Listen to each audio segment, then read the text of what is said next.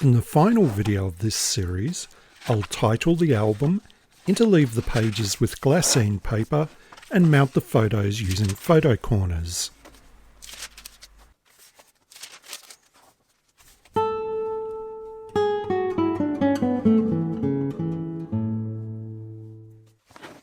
The first thing I have to do is pull the album apart, which is a bit frustrating. Many of you will be mostly interested in mounting the photos. I do this last, and I'm not going to hold it against you if you fast forward, or if you go to the video description, I have chapters enabled which will help you jump to the photo mounting. There is some repetitive work today, especially in the photo mounting. I normally try and leave everything in to the ire of some people, but even I got a bit bored with some of it, and so I cut a few repetitions out for you today.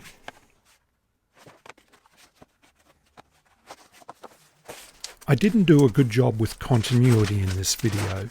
So as to not make an edit later too jarring, I'll cut the Glassine paper now.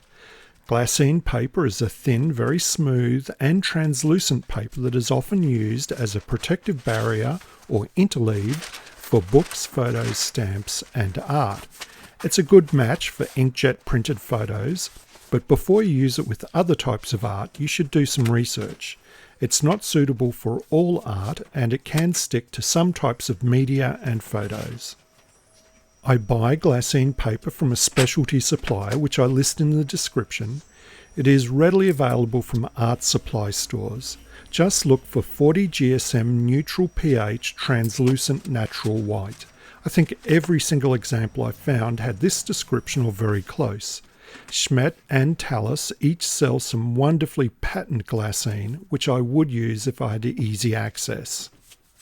I'm cutting the glassine to 2 mm less than the height of the album pages. I'll trim them to width back at the other bench. Because it's so thin, it does drag and tear easily. Use the sharpest knife you have, except your leather paring knife. I'm using my trusty Alpha, but with the Alpha Thin Kerf Ultra Sharp blades.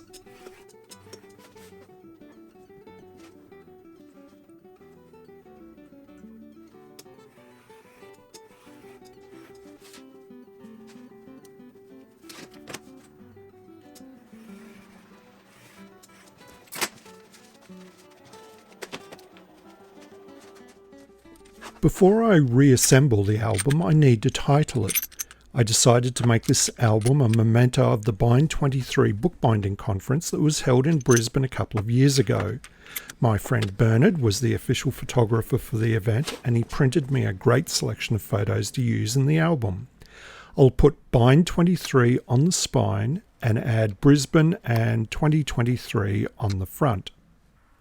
I don't want to make this video a tutorial on titling with the blocking of foiling press, but I will show most of the steps in setting this up.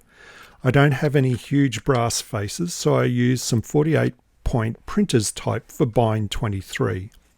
For the heated blocking press, I use only metal lock-up furniture with a strip of binder's board along the type which stops it falling out as things expand and contract with heat. After I've spelt out Bind 23, I fine-tune it with some kerning, placing some thin spacing material between the letters as I think it's needed. I always get comments about how bad my letter spacing is.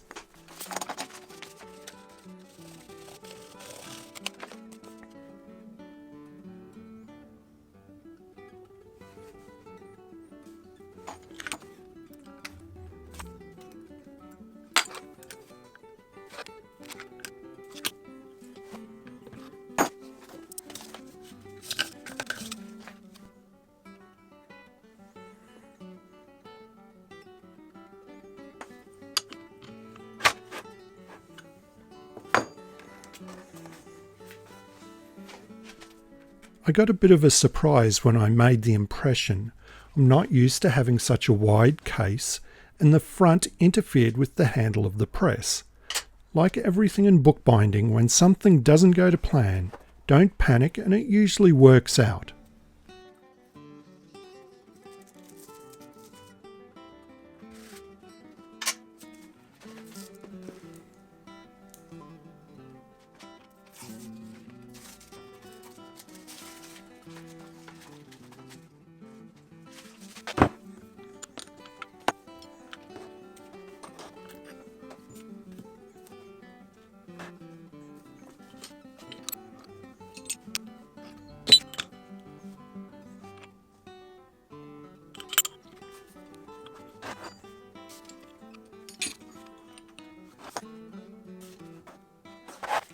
For the front, I rotated bind 23 and then set the Brisbane 2023 using some brass type.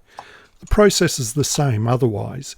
I did check the height of each type and they were both type high, but my blocking press is slightly out of adjustment and I did have to do some minor make ready to get an even impression.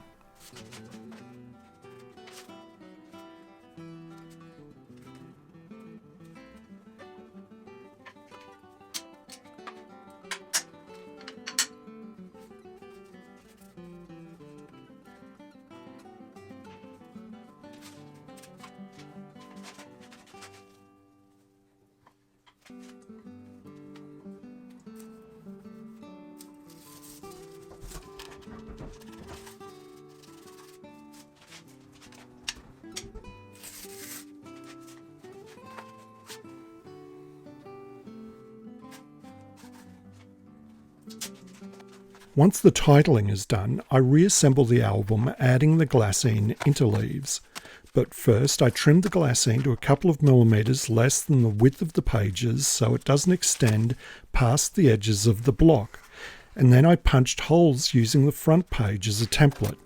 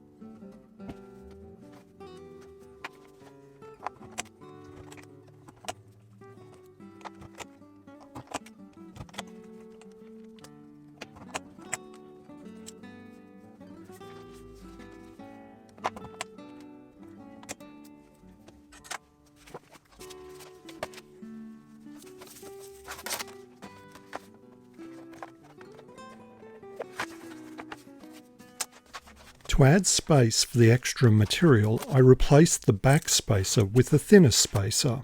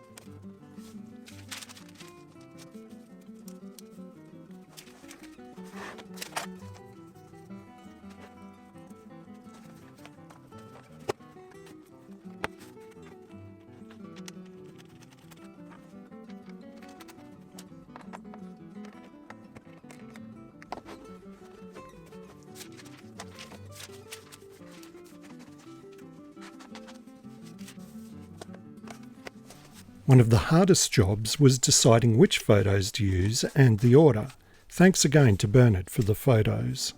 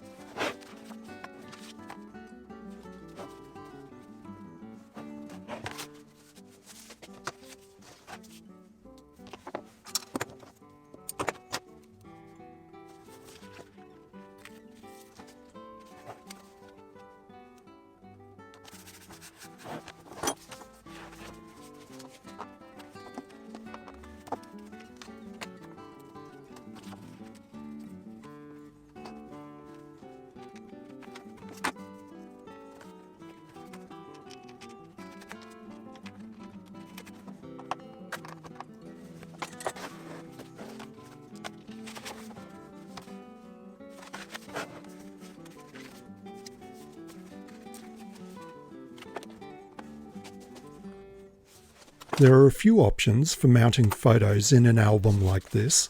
One common option is to put some adhesive behind each corner of the photos and stick them in.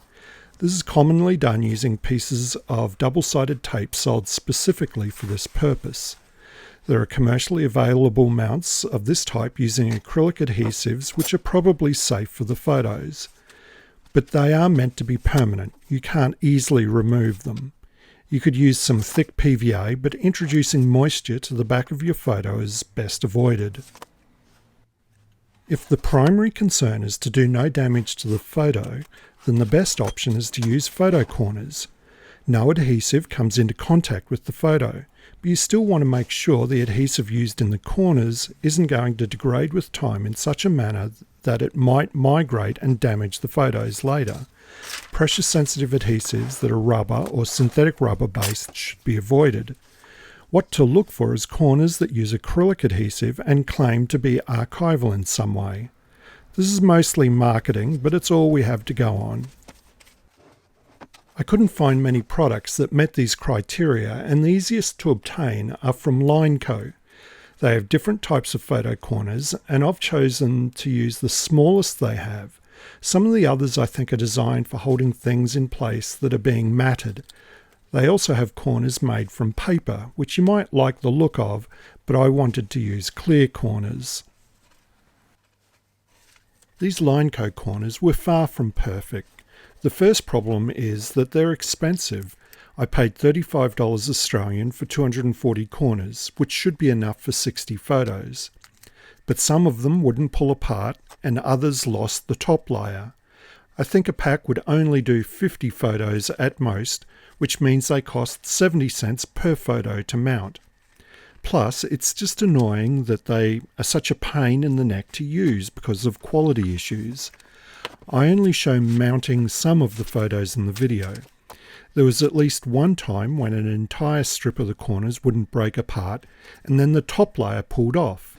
If I'd left that in the video, I'd have had to bleep the whole soundtrack. You could make your own photo corners from paper or one of the photo-safe plastics, but that's a lot of work.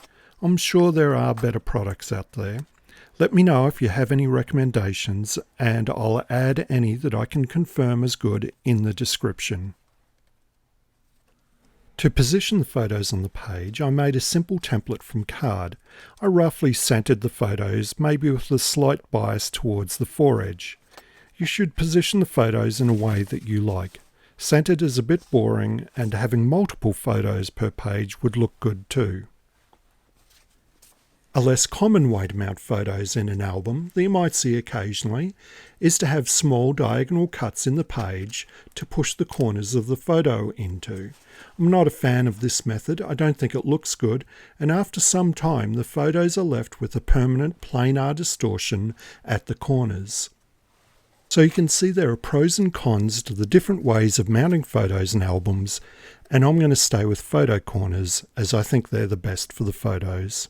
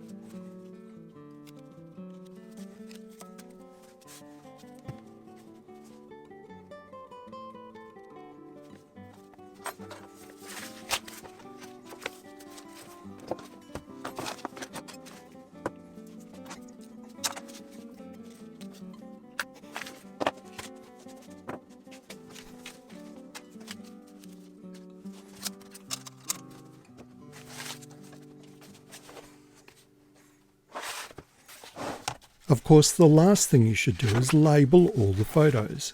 Don't you hate it when you go through the photo albums of long gone relatives and you have no idea who the people in the photos are? As well as putting a label below each photo, I'll also write in pencil on the back of each photo. It's too easy for the photo to be removed from the album and the identity of the people to be lost. I hope you've been making some great albums. I'm ready for a break from albums and will be getting back to books for a while. Until next time, cheerio.